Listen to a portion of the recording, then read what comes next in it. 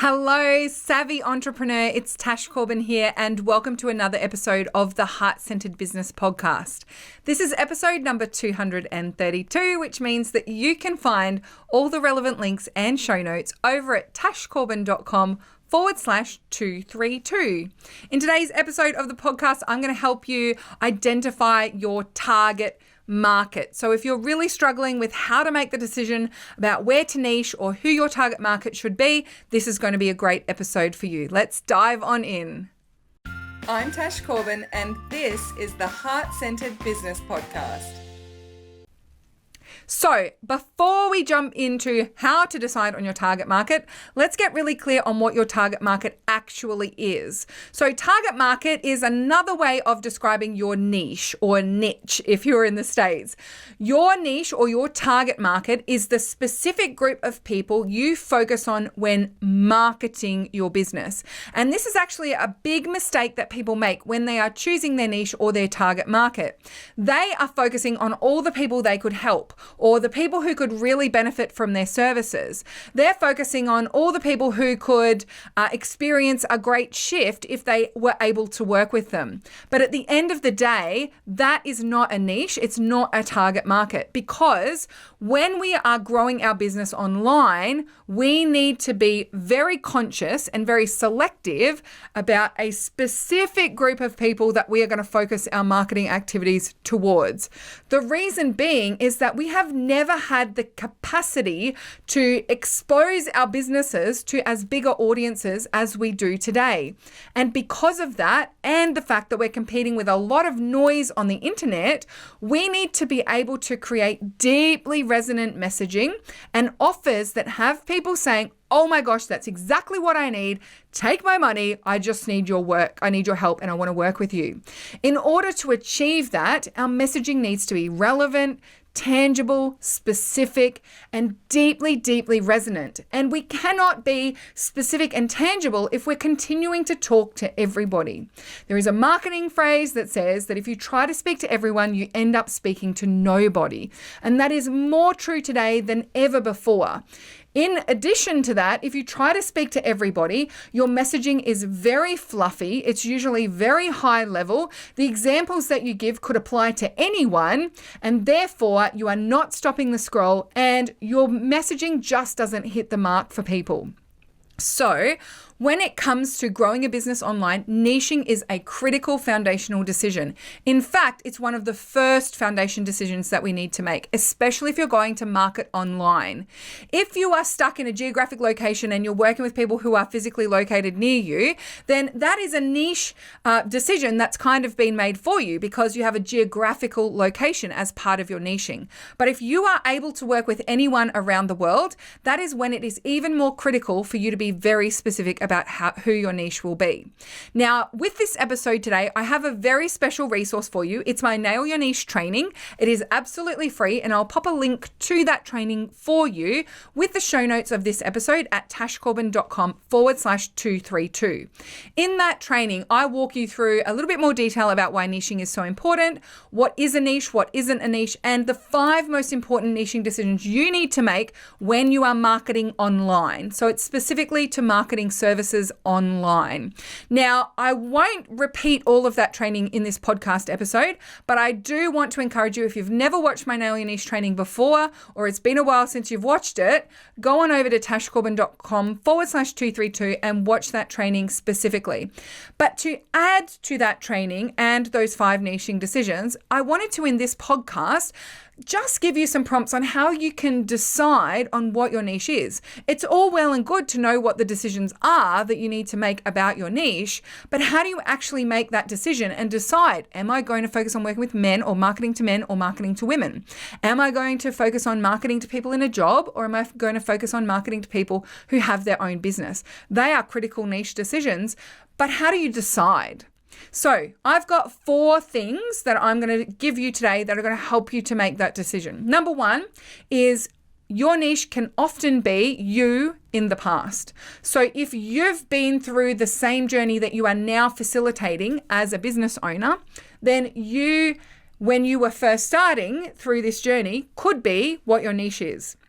So let's say you were in chronic pain and you discovered this beautiful healing modality. You taught it to yourself, you healed yourself, and now you teach that modality to other people so they can heal themselves as well. Then your niche and the decisions that you make about what your niche might look like could be you before you discovered this particular modality. So that can absolutely be a way to make your niching decisions easier.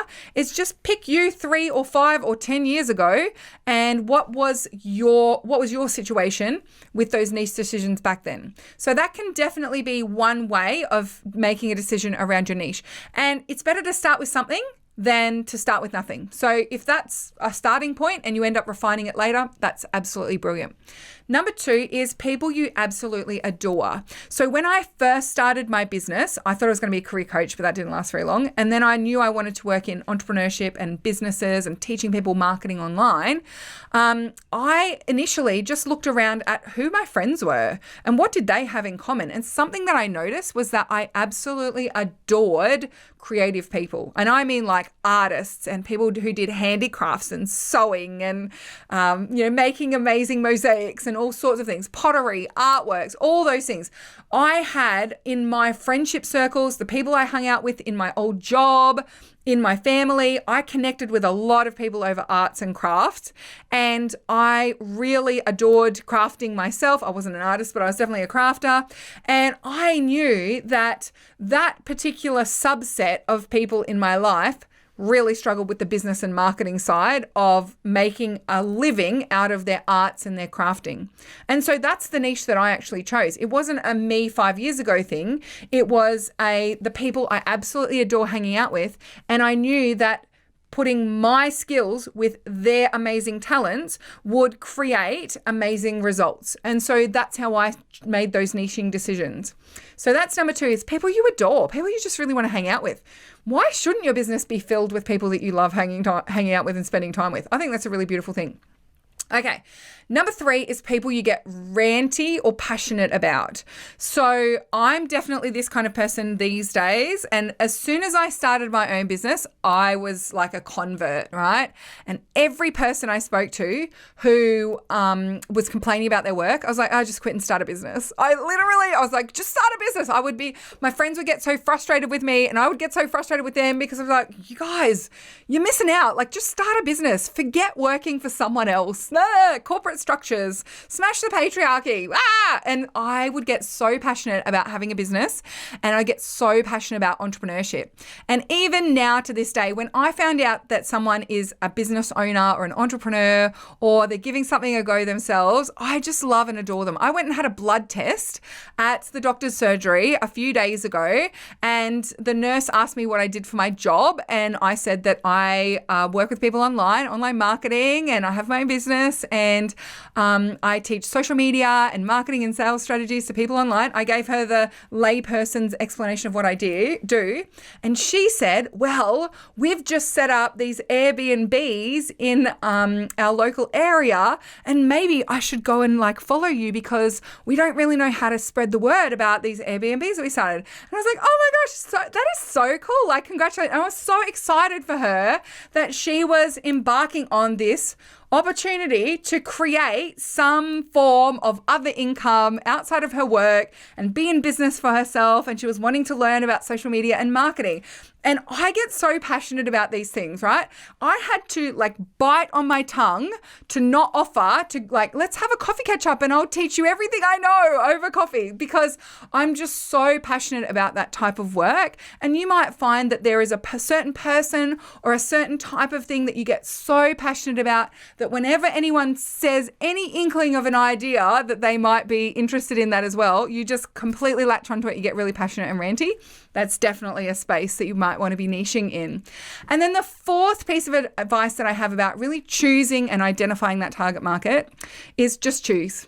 Just choose. At the end of the day, it is better to choose and pivot than to not choose and keep going round and round and round in circles and staying unniched. Because the longer you stay unniched with your marketing and messaging online, the longer it's going to take for you to develop a bigger audience, get your conversion working, and really get that resonant messaging so people want to buy from you.